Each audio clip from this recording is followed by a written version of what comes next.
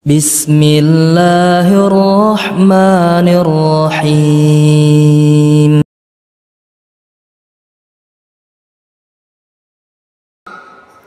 Bahwa tauhid adalah tujuan penciptaan kehidupan kita semuanya, manusia dan jin. Allah Subhanahu wa taala ciptakan kita semuanya dalam rangka untuk mewujudkan tauhid. Kita semuanya telah hafal ayat yang sering dibacakan oleh para ustadz, para khatib, yang mengingatkan pada kita tentang tujuan diciptakannya kita semuanya. Wa ma khalaqtul jinna wal insa illa liya'budun. Tidaklah kuciptakan jin dan manusia kecuali dalam rangka mereka beribadah kepadaku. Sahabat Ibnu Abbas radhiyallahu anhuma, beliau mengatakan bahwa wa makna ya'budun liyuwahidun, dan makna ya'budun maksudnya adalah liyuwahidun, agar mereka ini mentauhidkanku. Dan dikatakan para ulama kita bahwa semua kalimat dalam Al-Quran yang isinya adalah maklumat tentang ibadah kepada Allah, atau isinya adalah perintah untuk beribadah kepada Allah, maksudnya adalah agar mereka mentauhidkan Allah Subhanahu wa taala. Ikhwati billah rahimani wa rahimakumullah, apa bedanya antara orang yang mereka beribadah kepada Allah dengan orang yang mereka telah mentauhidkan Allah Subhanahu wa taala? Apa bedanya dua kalimat ini? Sehingga para ulama kita perlu menegaskan bahwa maksudnya liya'buduni liyuwahiduni, sehingga bukan semata-mata bahwa seorang itu telah beribadah kepada Allah Subhanahu wa taala, akan tapi yang diinginkan adalah mereka mewujudkan tauhid dalam kehidupan mereka. Apa bedanya kalimat saya telah beribadah kepada Allah dengan saya telah bertauhid kepada Allah Subhanahu wa taala? Tahu nggak Pak? Apa bedanya ungkapan saya telah beribadah kepada Allah dengan saya telah bertauhid kepada Allah Subhanahu wa taala? Jangan enggak bisa. Kepada Allah belum berarti saya telah mentauhidkan Allah. Tapi apabila saya telah mentauhidkan Allah, berarti tidak ada sesembahan lain yang saya ibadahi kecuali Allah. Iya, orang yang dia telah beribadah kepada Allah Subhanahu wa taala belum tentu dia telah mewujudkan tauhid. Dan orang yang dia telah mentauhidkan Allah, maka sungguh dia telah mewujudkan ibadah yang dikehendaki oleh Allah Subhanahu wa taala. Lihatlah diantaranya tentang masyarakat Quraisy. Masyarakat Quraisy, para jamaah yang rahmati Allah Subhanahu wa taala, bukan hanya masyarakat yang telah mengenal Allah, bukan hanya masyarakat yang mereka telah mengetahui atau mengenal Allah Subhanahu wa taala, akan tapi mereka lebih daripada itu. Bahkan mereka adalah orang-orang yang memiliki berbagai macam ibadah kepada Allah Subhanahu wa taala. Coba sebutkan apa di antara ibadah-ibadah yang dilakukan oleh orang-orang Quraisy? Apa kira-kira? Tawaf. Apalagi? Apalagi? Selain tawaf, apalagi? Ibadah haji, apalagi? Banyak. Di antaranya orang-orang Quraisy, mereka memiliki ibadah haji secara umum, ibadah tawaf secara khusus, dan mereka talbiyah mereka bahkan mirip-mirip dengan talbiyah kita kaum muslimin, hanya memiliki perbedaan sedikit tapi fatal. Ini labbaik Allahumma labbaik labbaika la syarika la labbaik. Kemudian kata Nabi ketika mendengar mereka sampai kalimat ini, qad cukup. Akan tapi mereka melanjutkan dengan kalimat illa syarikan huwalak tamliku huwa mamalak. Kecuali syarikat yang kau miliki, yang engkau menguasainya dan mereka tidak menguasaimu. Engkau memilikinya dan mereka tidak memilikimu. Ikhwati billah, orang-orang Quraisy mereka memiliki ibadah haji dan mereka merasa itu merupakan warisan ajaran Nabiullah Ibrahim alaihissalatu wassalam. Akan tapi telah penuh dengan syirik dan bid'ah. Di antara kesyirikannya mereka telah mengangkat ilah lain selain Allah Subhanahu wa taala, dan di antara bid'ahnya mereka di antaranya tawaf dengan telanjang dan berbagai macam amalan-amalan yang mereka lakukan. Mereka orang-orang yang memiliki doa. Bahkan mereka ini apabila dalam kondisi terjepit, benar-benar doa mereka tulus murni untuk Allah Subhanahu wa taala. Sebagaimana yang Allah katakan, wa idza raqibu fil fulki da'awallaha mukhlishina lahuddin falamma najahum ilal barri idahum yusyrikun. Apabila mereka sedang berlayar di lautan, maka mereka ini ketika dikepung oleh ombak yang sangat membahayakan mereka, wa idza wasiyahum maujun kadzulal, apabila mereka dikepung ombak bagaikan gunung sehingga mereka terancam mara bahaya, mereka benar-benar dalam kondisi yang terjepit seperti ini, da'awullaha mukhlishina lahuddin.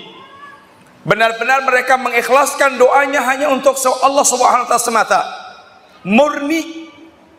Tidak ada yang mereka ingat kecuali Allah. Tidak ada yang mereka harapkan kecuali Allah. Mereka menjadikan Allah satu-satunya tumpuan untuk menghilangkan kesulitan yang sedang dialami. Coba bedakan dengan orang sekarang yang mereka justru mengucapkan kalimat la ilaha illallah, sehingga sebagian ulama kita mengatakan sesungguhnya amalan kesyirikan orang sekarang akhlak lebih parah dibandingkan dengan syiriknya orang zaman dulu. Sebagian mereka sekarang ini ketika ditimpa musibah yang sangat membutuhkan pertolongan, yang keluar mereka bukan ya Allah ya Allah. Sebagian mereka mengajarkan ya Husain ya Husain. Sebagian mereka mengajarkan lagi ya Syekh ya Syekh, ya wali fulan ya wali fulan. Sebagian orang mereka disangoni foto di dompetnya. Nanti kalau dia dalam kondisi yang betul-betul sangat terjepit keadaan, suruh mengeluarkan fotonya, foto gurunya, kemudian suruh nyebut-nyebut nama gurunya tersebut. Maka sungguh ini pendidikan musyrikin, pendidikan syirik yang seharusnya hati mereka menggantungkan kepada Allah Subhanahu wa taala. Ikhwati fillah rahimani wa rahimakumullah. Maka di sini antum lihat bahwa orang-orang musyrikin mereka memiliki amalan-amalan ibadah. Ada doa, ada tawaf, ada haji secara umum. Kemudian bahkan mereka juga mengenal toharoh. Bahkan Umar mereka pernah bernadar di zaman jahiliyah. Akan tapi mereka itu Allah katakan kafir musyrik bukan karena mereka tidak beribadah kepada Allah, akan tapi mereka tidak memurnikan ibadah mereka semata-mata kepada Allah Subhanahu wa taala.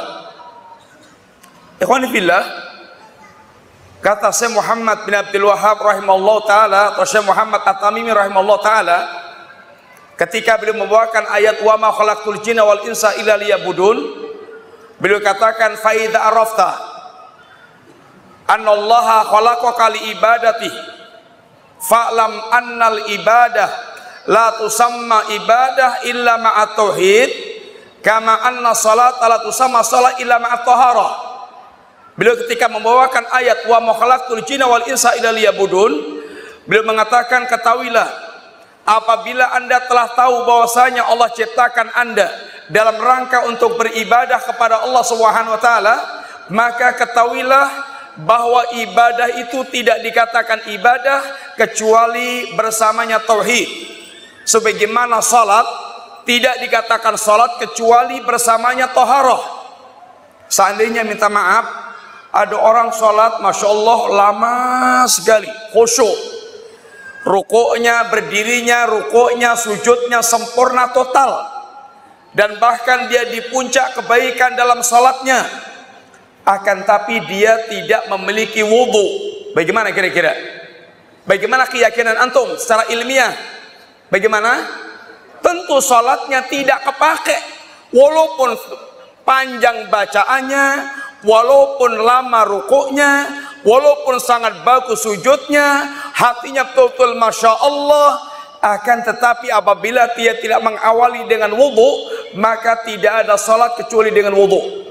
Demikian juga betapapun baiknya perbuatan seorang dan banyaknya amal ibadah yang dia lakukan, apabila dia tidak tegakkan di atas tauhid, maka ibadah yang sekian banyak itu tidak akan bermanfaat dan tidak akan diterima oleh Allah Subhanahu wa taala. Sebagian orang, ikhwani fillah rahimani wa rahimakumullah, dia punya prinsip yang penting dia telah melakukan beberapa amal ibadah, kemudian dia telah berbuat baik kepada manusia. Ikhwani fillah, maka kita diberikan contoh di zaman jahiliyah, ada orang yang mereka ini Masya Allah super dermawan, sangat dermawan.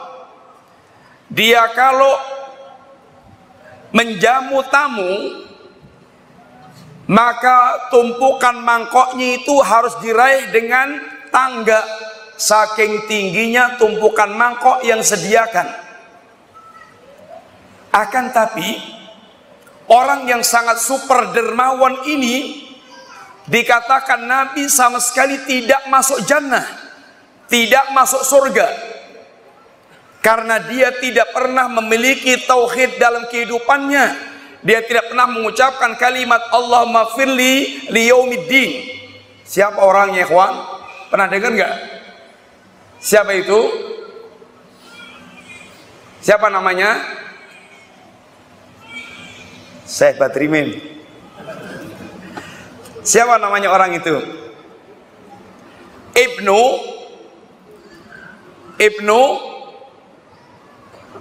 gak usah lanjutin. Jud'an, Ibnu Jud'an, seorang di zaman jahiliyah yang super dermawan. Kalau bicara soal kedermawanan, dia adalah orang yang super dermawan.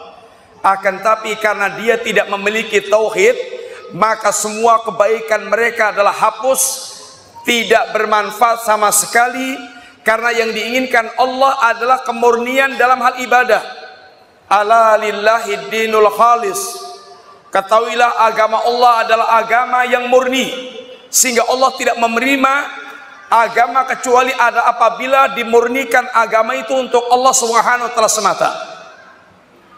Ini yang pertama yang perlu kita fahami, bahwasanya kenapa kita mendahulukan tauhid di atas segala-galanya, karena ini adalah dasar, karena ini merupakan tujuan Allah ciptakan kita adalah untuk mewujudkan tauhid ini.